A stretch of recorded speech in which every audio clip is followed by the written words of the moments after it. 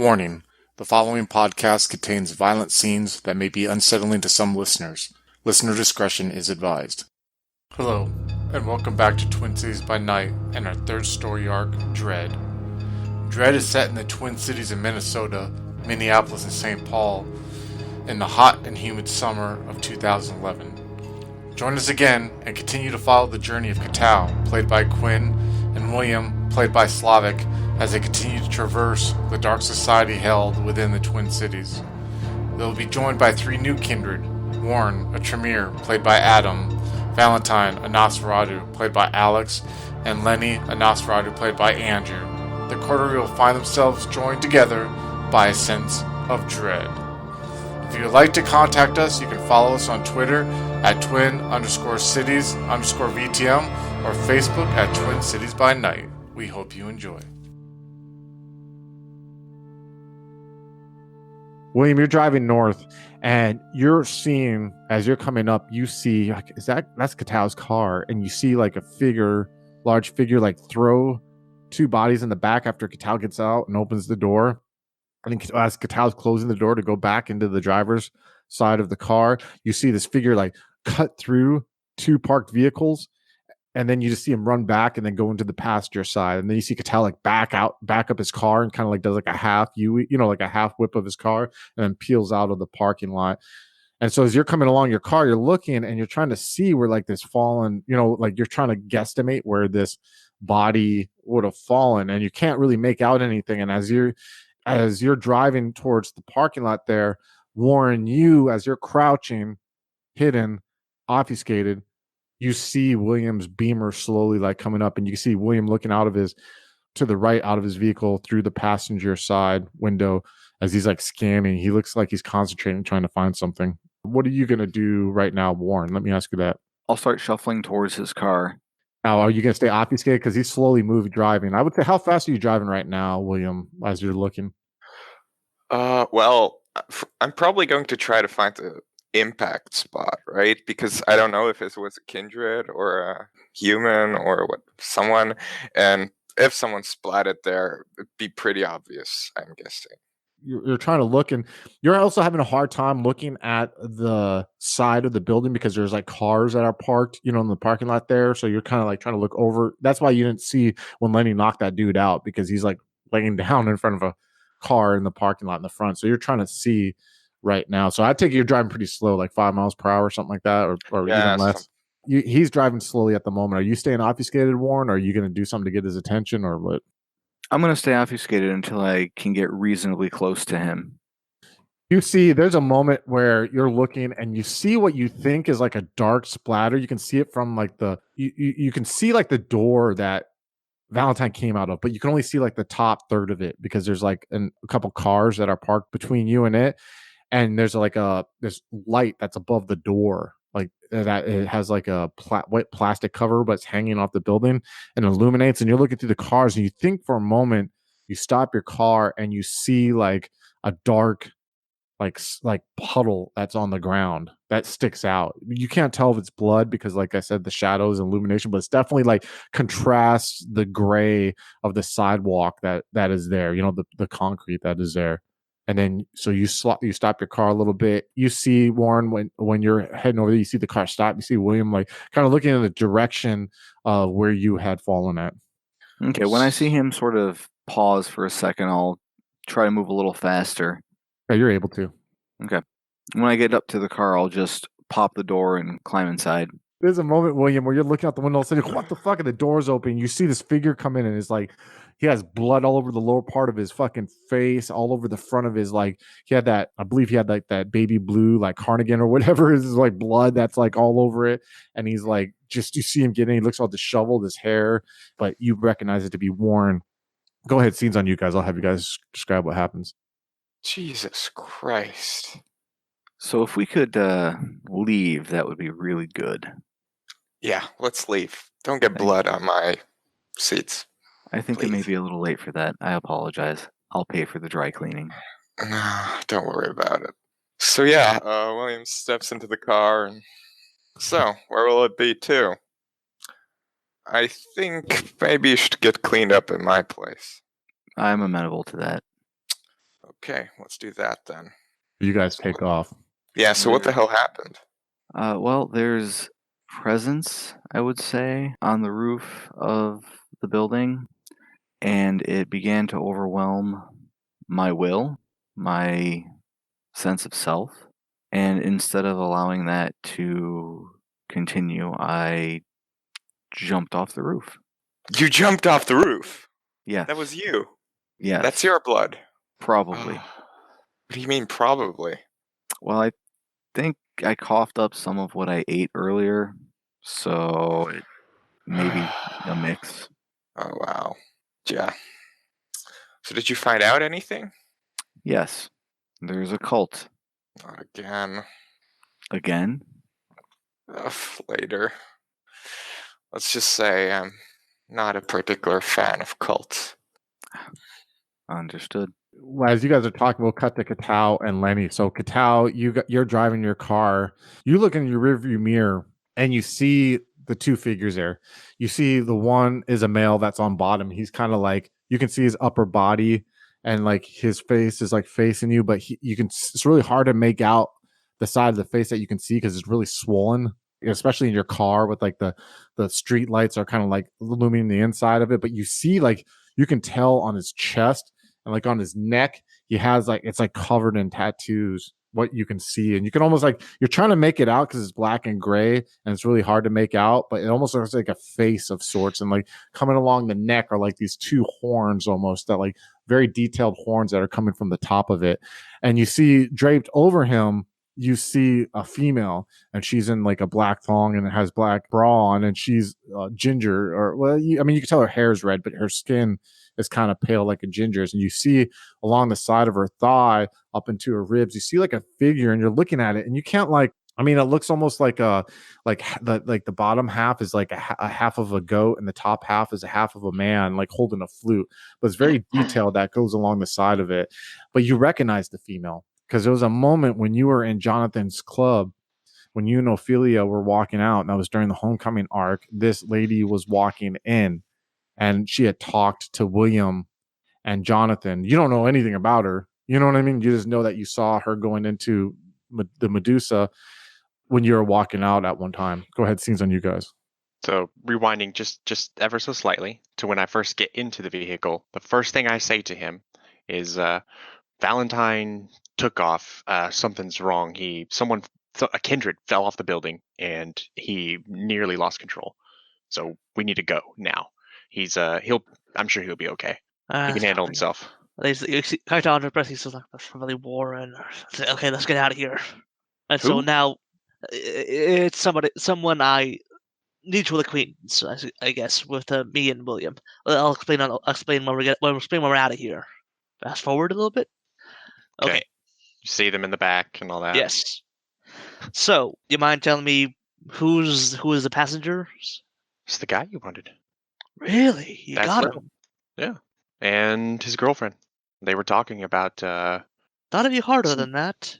Don't know just hit him why. upside the head. There were cameras, so I recognize them though. They were probably not recording cameras. There was probably a security guard who saw. I heard someone going back up there after we left. So Probably. somebody knows that they're gone.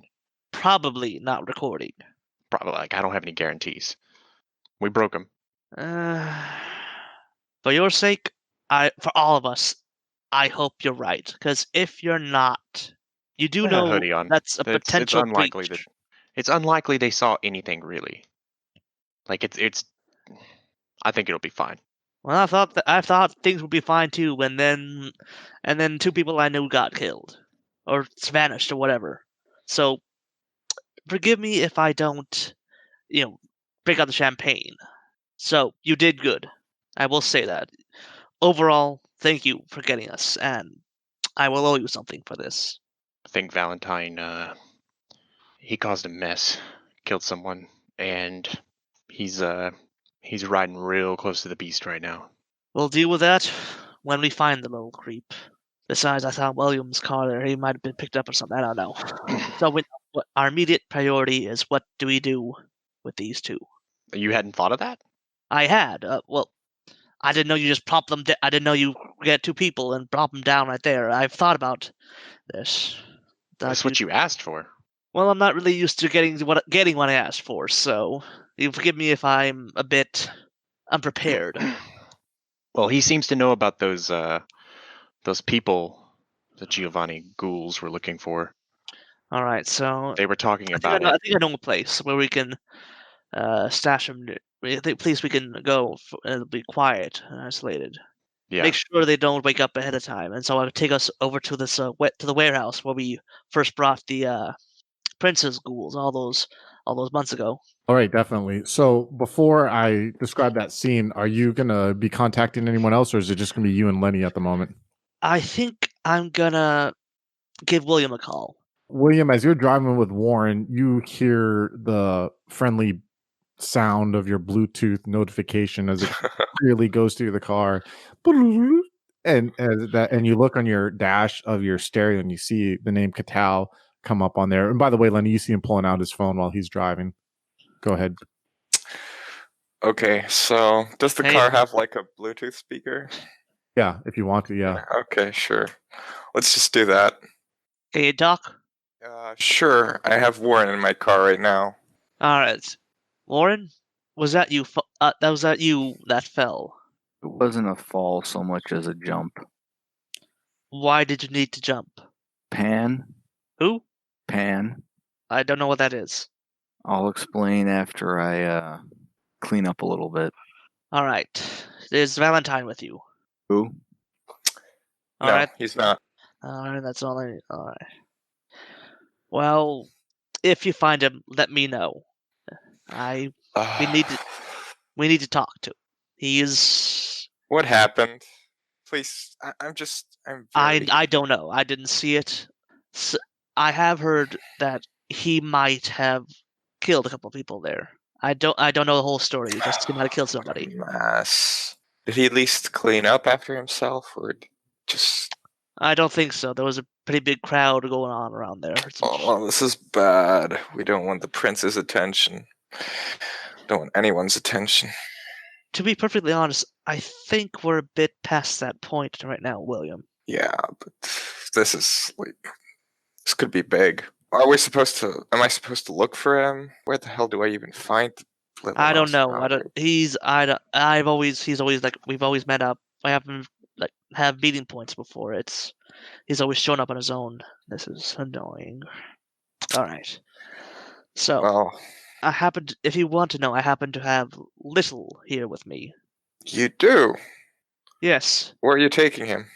You know the place from a few months ago? I think I have a pretty good idea. Warren, what do you say we make a little detour? I could use your skills. I could use some new clothing. Oh, it's... Okay, so let's go to my place first, and then we're gonna go to the meetup. Sounds good.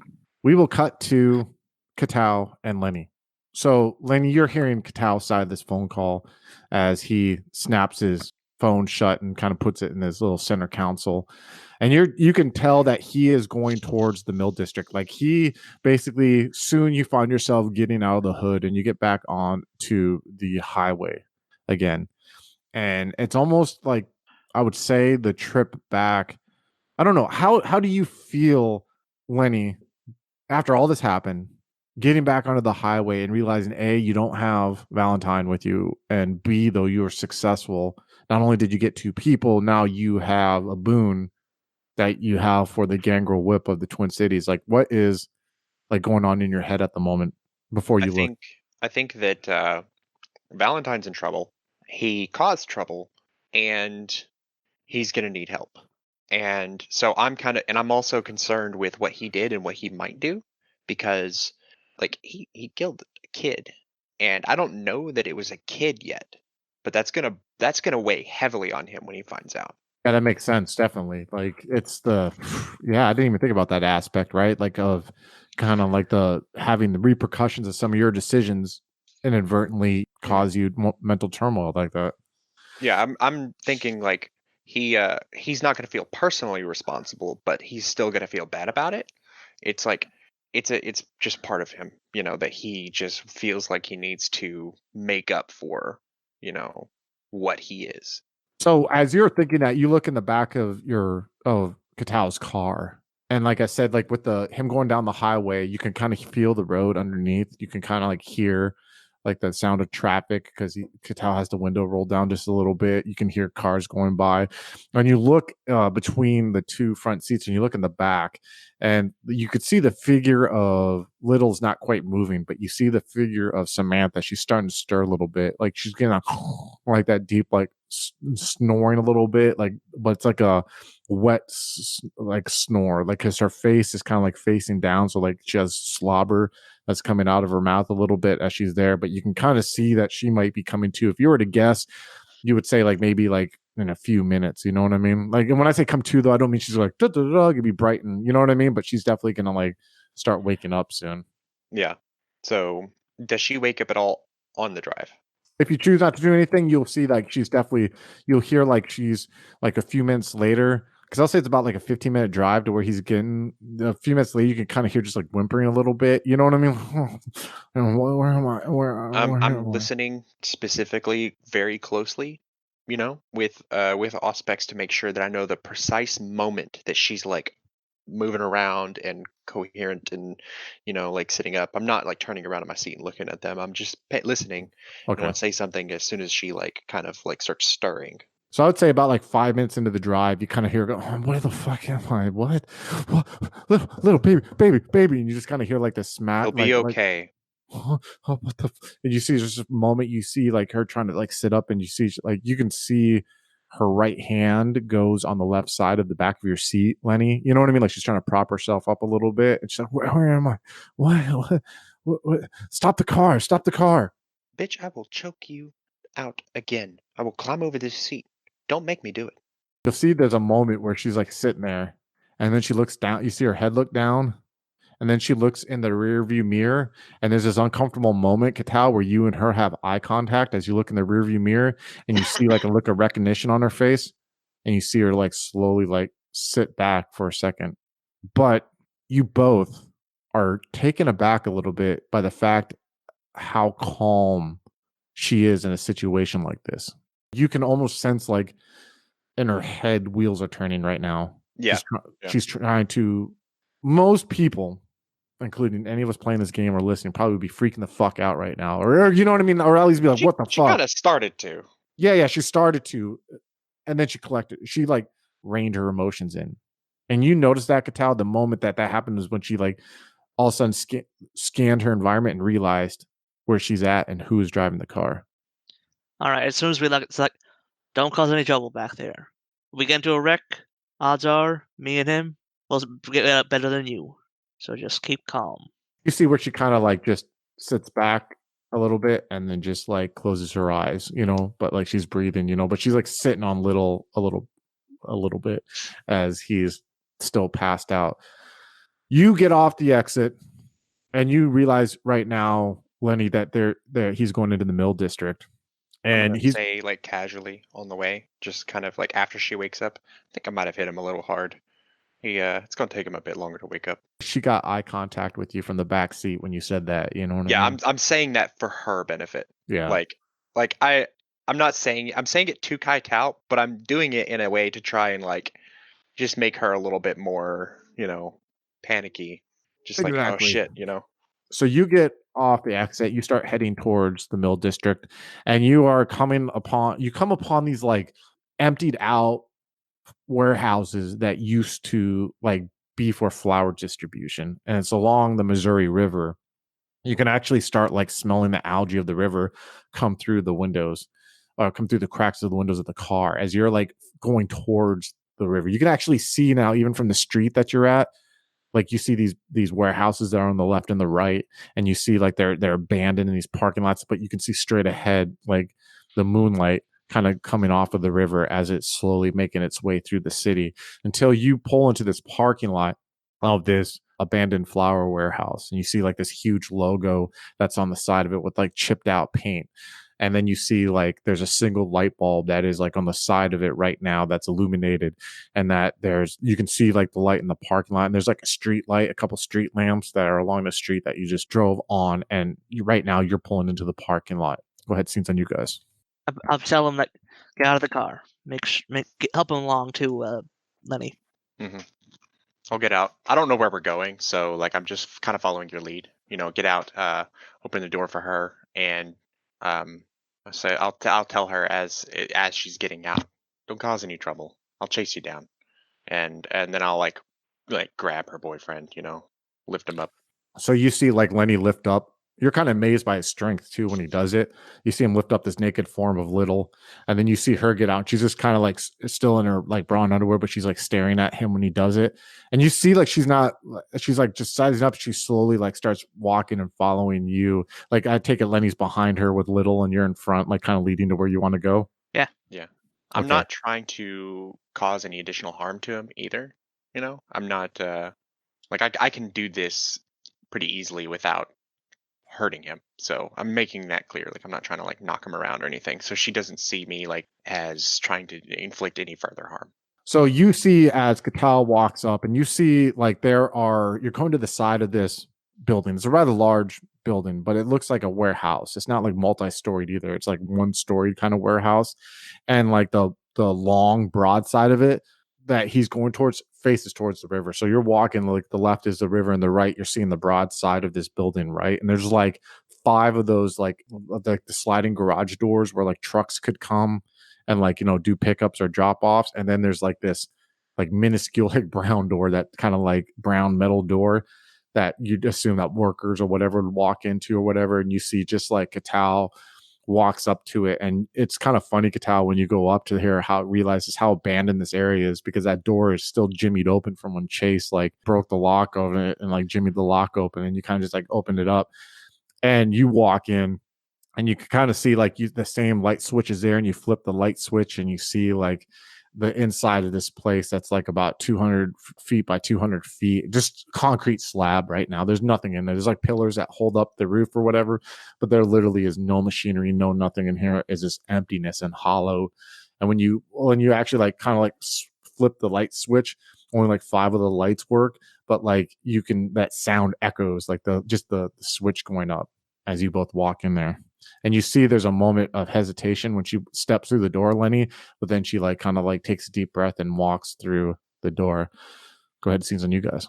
I just basically like pointed like the nearest pillars, like prop up against that. We need to have some talking face to face. Okay. I just go over there and set him down. Have him sitting up, leaning up against it, his head just kind of lolling. And I'm going to take a moment to kind of look at his wound on his face. Yeah, give me a perception. And do you have medicine? Yeah. Okay, let's do. I do too. Oh, do you? You both give me a perception and medicine difficulty 6, please. Yeah, man, I was in sports. I know about wounds and injuries. Wow, I have 3 successes. What about you, Kaetao? 3 successes. As you both are looking at him, especially you, Lenny, but you're like, that wound doesn't look as bad as it looked like 30 minutes ago. And you're like, what I mean is like his orbital bone was broke, dude. Like this side of his face was swelling. You know what I mean? And like now you're looking, and he obviously has like swelling, but that orbital bone doesn't look broke. His nose is still kind of swollen, but he's definitely like, and it's kind of. I have a goal. I know how this works. Yeah, you're starting to think like, okay, what the fuck? And then especially you, Kaetao, hearing like the talk that like Warren was saying over the microphone. And she's sitting along the pillar next to him right now. And his face is kind of like, his head is resting on her shoulder, though, a little bit. Like he's not awake yet, you know what I mean? But she doesn't want him to fall to the ground. We will cut to William and Warren. So what's the plan of action, William? You got this guy who's covered in blood, who's in your Beamer. Like you have valet parking and where you stay at and everything like that. Are you going to keep him in the car and you're going to run up and get some stuff? Or are you going to somehow try to get him in there? Or what's your plan? You know what? I'll just tell the valet I'll park it myself or something.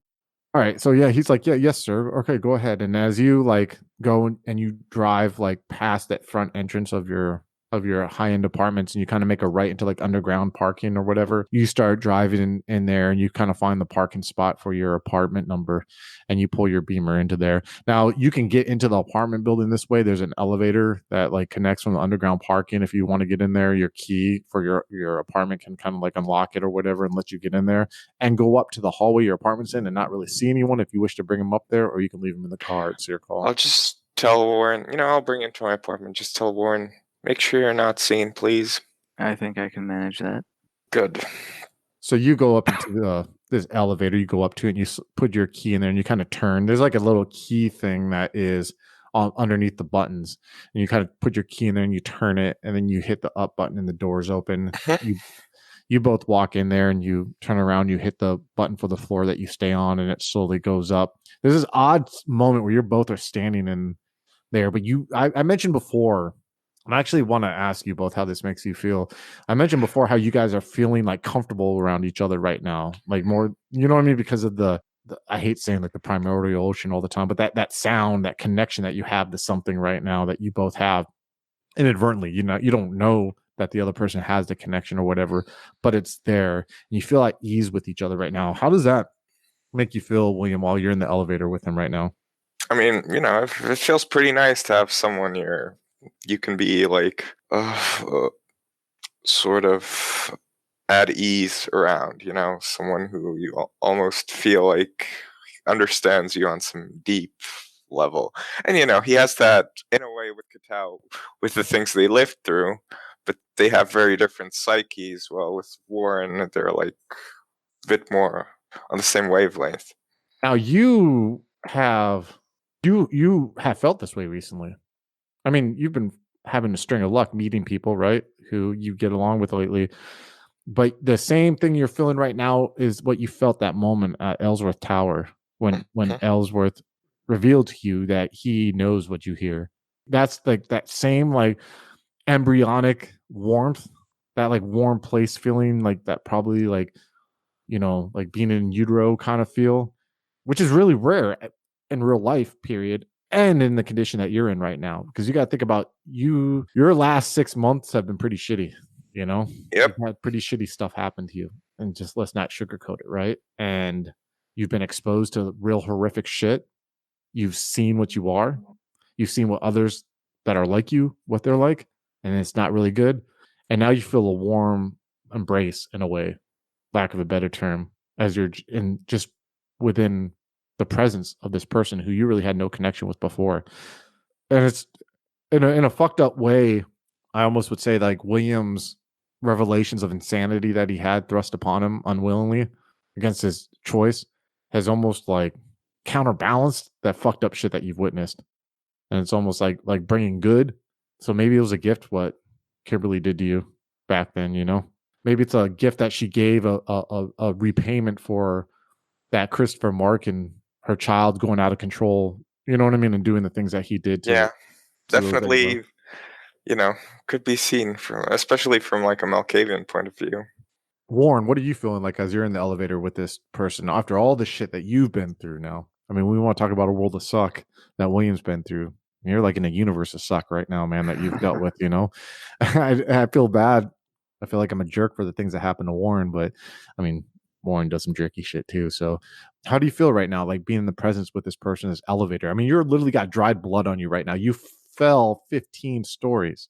You heard the tempting call of something that you had to use every ounce of your will against. You are emotionally abused. You're in a form of slavery right now to someone who you once loved. All this shittiness, and right now you feel this comfort around someone that you didn't even know like that long ago. So what's going on in your head right now?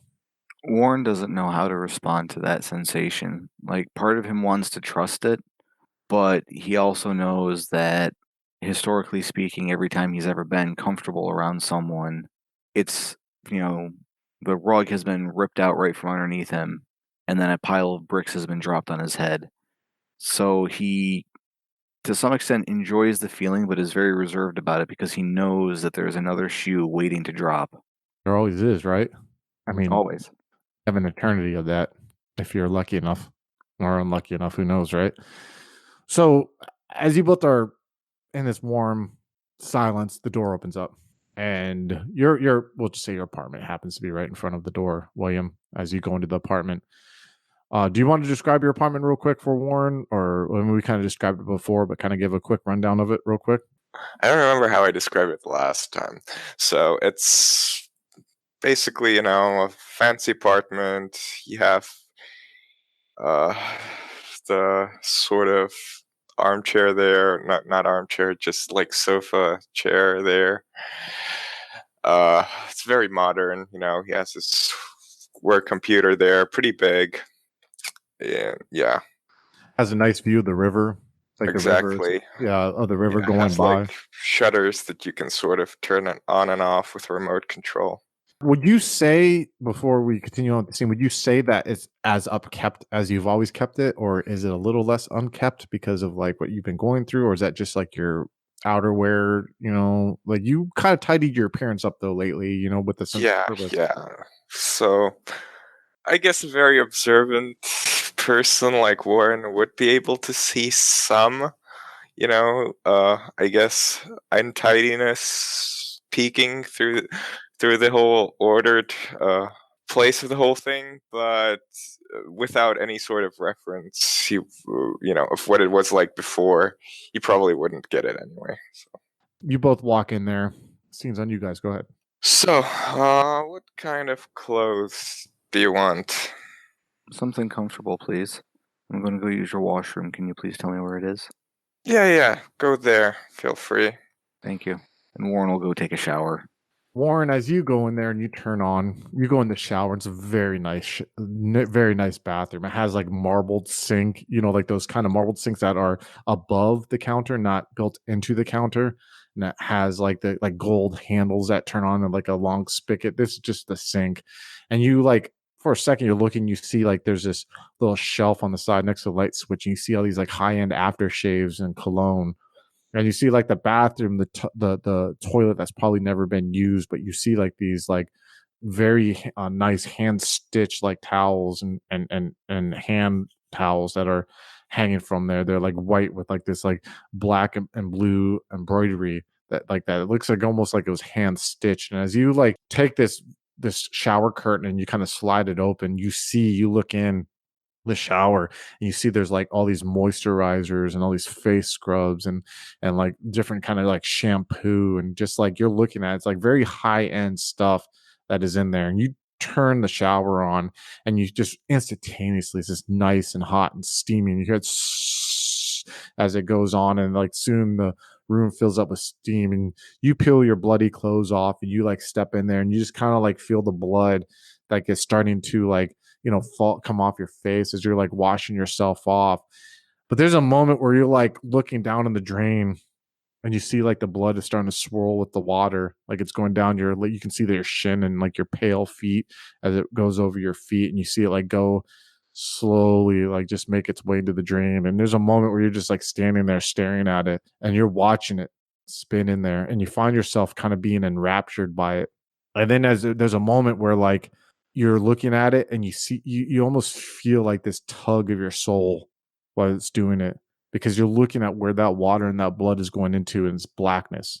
Now, to any rational person, it's a drain, right? That leads to somewhere and that goes into the sewers where wastewater goes.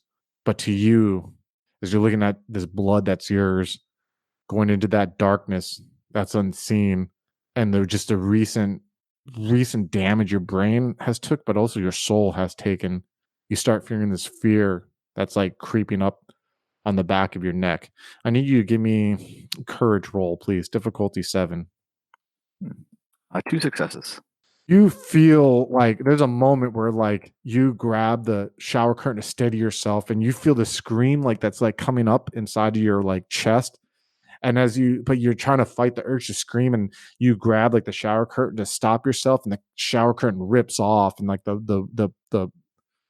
shower curtain pole like falls to the ground, and then you almost like topple over for a second as you like put your hand on the wall. You hear this commotion, William, as you're in as you're sitting in your study area coming from the bathroom. Go ahead, scenes on you guys. You okay there, Warren? Yes, I'll be fine. I just had a moment. Okay. Well, I have your clothes ready here. I'll leave them here out for you. Thank you. I should be done in here shortly. Okay. So you get out of the shower, you see these clothes there that are sitting in there. He's in the living room. They miraculously happen to fit because you guys are both kind of like the same size or whatever. You get dressed and you feel fresh and clean, and you guys are both there together right now. What scenes on you guys? Thank you for your hospitality. That's no issue. not every day you jump off a building. That is true. So, about that cult, did you find out anything about them at all? Yeah, they're apparently worshipping something called Pan or Pan. Pan. Doesn't ring a bell. They didn't happen to mention Lilith or something like Mother of Darkness or something like that? No, not that I recall. I don't know if that's better or worse. Anyway, we have a schedule to keep, so let's go. All right, let's cut to Valentine. Valentine, you have led these people. They're running to the south area. Once you get them running, what's your goal? Are you gonna like stick around? Or are you trying to hide and like just duck out? I want to lead them somewhere where I can quickly duck out of view down an alleyway, or like I'm kind of keeping an eye out for somewhere, a manhole in the ground or a little alleyway. I can kind of lead them towards, duck down it, and just disappear. Let's say you're able to do that. Like as you do it, you hear crying and you hear screaming and you hear like a whole wide spectrum of human emotion from a crowd of people. And you're like, you're in this alleyway, you ducked out, and they've gone past you, and you're seeing like them walk by. Here's the thing, though. This is just before you go any further. Once I want to keep the woman in sight, the mother, and I want to kind of when it's safe to, and when I can do so without being noticed, I want to follow her back and see where she ends up. So you're just kind of like you're trying to sneak around, stay hidden, but kind of keep eyes on the mom where she's going. Yeah, and obviously I'm going to obfuscate as soon as, I've led them far enough away and gotten out of sight. I want to drop my obfuscate and just stick to the shadows, stay as unseen as possible. So we'll say for like 35 minutes, 40 minutes, you're doing that, right? You're kind of like staying hidden among the shadows. You see the mom, like you're slow. It's this weird, like, again, it's a sign of like the humanity you lost, like you are in a way tapping into that apex predator and the fact that like first like this crowd goes through that basketball court that was across the street from William, and then they cross the street and they go to like that convenience store. Some go in the convenience store and they're like yelling at some Korean guy who's like working in the convenience store, like they're trying to find out like who went where. You can kind of tell like this is starting to get like a little bit impassioned. And then as you're standing there and you're like you kind of rush across the street silently and you're kind of hiding on the side of the convenience store and you're watching the mom, you're looking across the street and you see like more people are coming. And you start realizing there's like 30 people that are coming across the street. And you're like, oh wow. And you're like looking, then you realize there's like about 15 people where you're at now, like that are in the convenience store. And as you're like kind of like looking across the street, you start hearing glass breaking coming from within the convenience store. And you see the mom walk out like looking frustrated and angry. And all of a sudden you see something go through the window, how those convenience stores have like those huge front glass windows. You see like a newspaper rack just like breaks through there. And you hear like screaming within, and you hear the Korean guy in broken English going, you get back. And you hear like, screaming and like destruction going within, and you see people rushing out.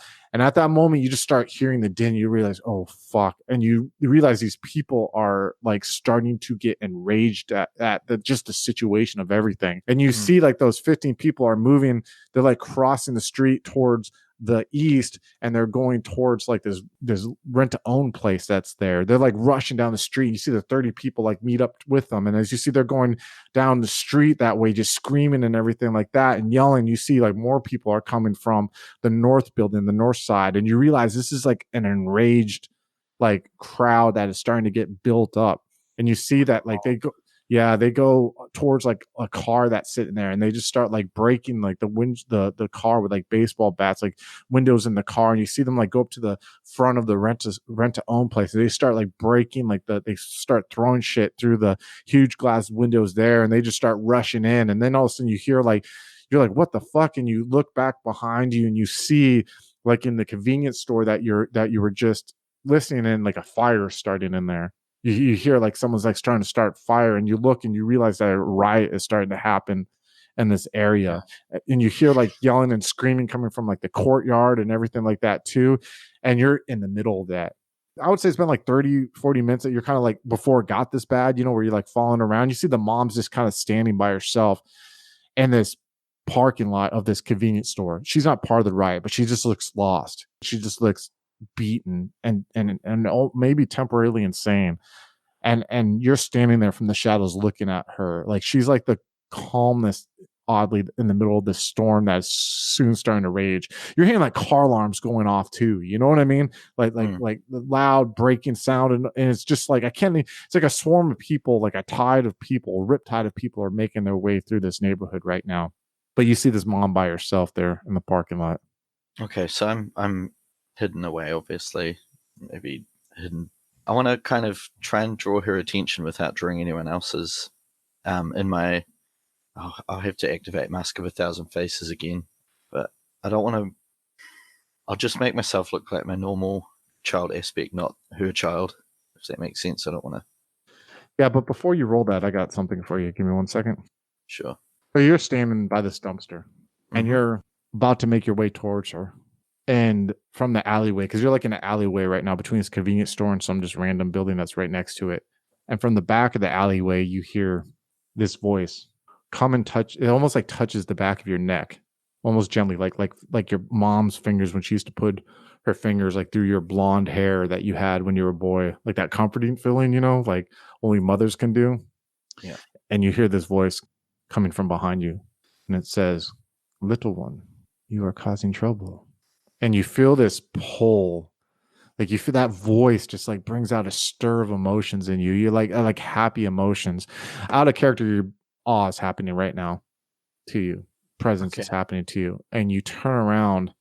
Now you can spend a willpower point for 1 turn to like fight it right now, or you could ride it along. It's your call, but I'm not going to fight it. I'm already feeling all sorts of things right now. I've kind of been tracking a woman to experience her grief vicariously because I feel so little at the moment. I feel like I should be feeling more. That's kind of why I've been tailing her a little bit. You see, as you turn around, about 20 feet away from the shadows, a taller figure. You can't really make out too much about the taller figure. You just know that you can see it kind of has longer hair, which would make you think it's Caucasian. But you hear the voice kind of coming from the darkness. You're like, "Come to me, little one. Come to me. We must have a talk." I'll just hesitate for a moment, trying to scrutinize, see if I can make out any more details. I'm going to say, "Who are you?" All in due time, but I will tell you this. I am the one who calls this his domain, and you have came here and caused quite a mess, haven't you, little one? I'm going to try and back away a step. If I sought punishment for you, you wouldn't even have heard me. Come, let's have a talk. I'll look back at the car park where the mother was standing, just to make sure she's still there for a second. Yeah, she's there. Okay, I'll turn back and I'll start walking towards the voice slowly. As you slowly start making it through this alleyway, you pass like this dumpster that's along the building of the convenience store. And as you come walking towards the shadows a little bit, you see this figure standing before you. And he has only like khaki pants on, and he doesn't have any shoes on. He has no shirt. He's very pale, almost statuesque as he stands there. He has long red hair and a trimmed red beard. He's about 6'1", maybe like 190 pounds, slender. But when you're staring up at him, you see his eyes. His eyes are a very sharp gray, and he's looking down at you, and he's like, "What are you doing here, little one?"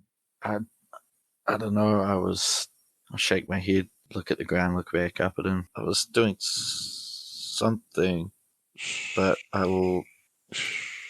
And he gets on his knees, puts both his hands on the side of your face, and he's like, "Oh, little one, they have ignored you, haven't they? I haven't seen you before, little one. You're new." I'm new to this place. "You're new to this all, aren't you? Look at you making such messes. You're lucky I'm forgiving, little one. But don't worry." Shh. And he puts his fingers over your lips. "I will show you the ways. I will show you how everything is done, little one. But first," and you see he takes the finger that he put on your lips. He takes his nail and he cuts along his wrist. "You look thirsty, little one. Here, I will share with you. Drink, and then we will talk." I'm looking down at it.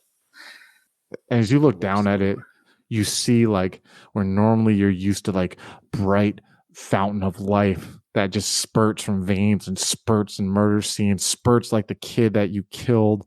You just see darkness whelp from the cut, and slowly a bead of delicious, dark, honey-like vitae comes from the slash.